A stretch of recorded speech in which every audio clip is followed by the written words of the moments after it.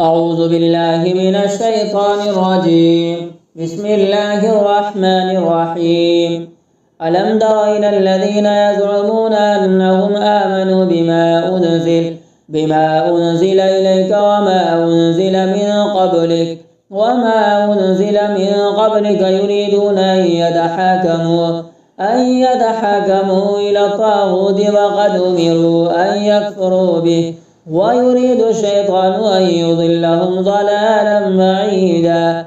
وإذا قيل لهم تعالوا إلى ما أنزل الله وإلى الرسول رأيت المنافقين يصدون عنك صدودا.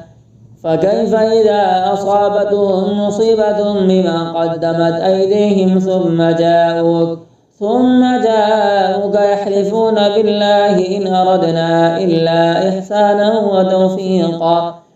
أولئك الذين يعلم الله ما في قلوبهم فأعرض عنهم وعظهم وقل لهم في أنفسهم قولا بليغا.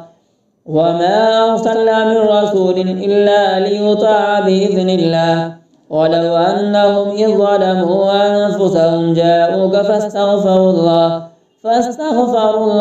واستغفر لهم الرسول لوجدوا الله توابا رحيما. فلا وربك لا يؤمنون حتى يحكموك فيما شجر بينهم ثم لا يجدوا في أنفسهم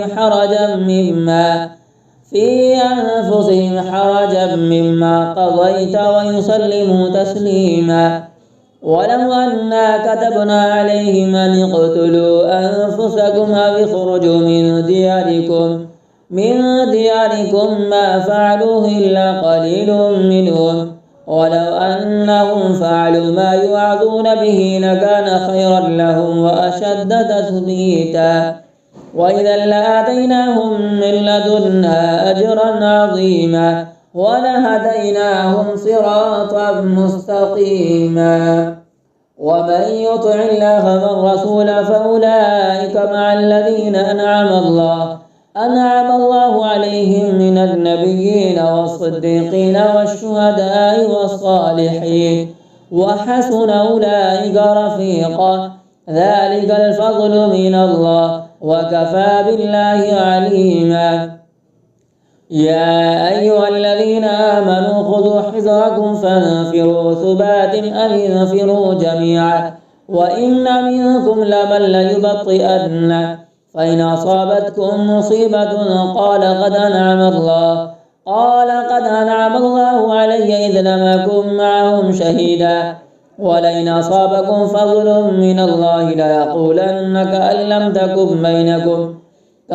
تكن بينكم وبينه مودة يا ليتني كنت معهم فأفوز فوزا عظيما.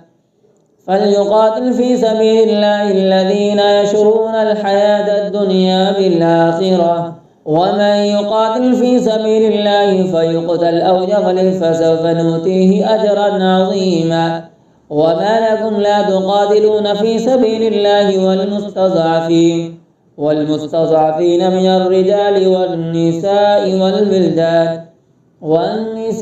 والبلدان الذين يقولون ربنا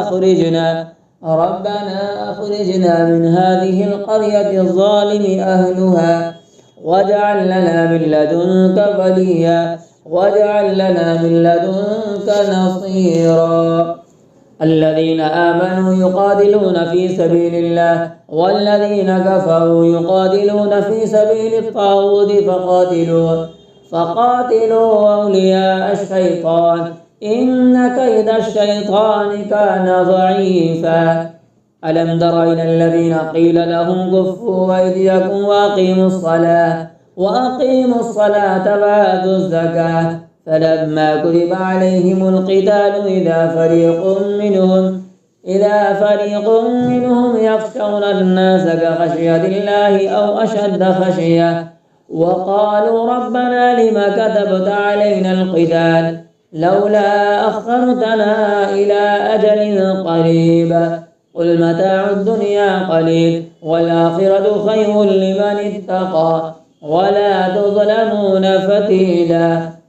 أينما تكونوا يدرككم الموت ولو كنتم في بروج مشيدة وإن تصبهم حسنة يقولوا هذه من عند الله وإن تصبهم سيئة يقولوا هذه من عندك قل كل من عند الله فما لهؤلاء القوم لا يكادون يفقهون حديثا ما أصابك من حسنة فمن الله وما أصابك من سيئة فمن نفسك وأرسلناك للناس رسولا وكفى بالله شهيدا من يطع الرسول فقد أطاع الله ومن تولى فما أرسلناك عليهم حفيظا ويقولون طاعة فإذا برزوا من عندك بيت طائفة منهم غير الذي تقول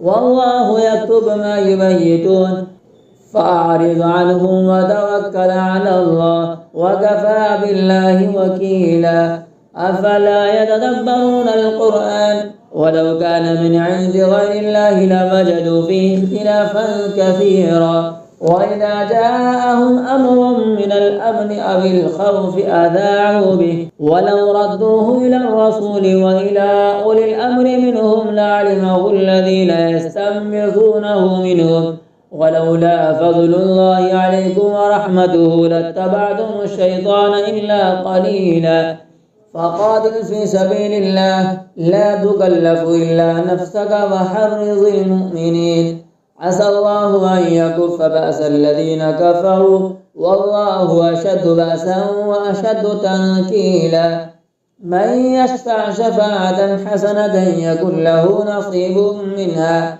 ومن يشفع شفاعة سيئة يكن له كفل منها وكان الله على كل شيء مقيتا وإذا حييتم بتحية فحيوا بأحسن منها أو ردوها إن الله كان على كل شيء حسيبا الله لا إله إلا هو لا يجمعنكم إلى يوم القيامة لا ريب فيه ومن أصدق من الله حديثا.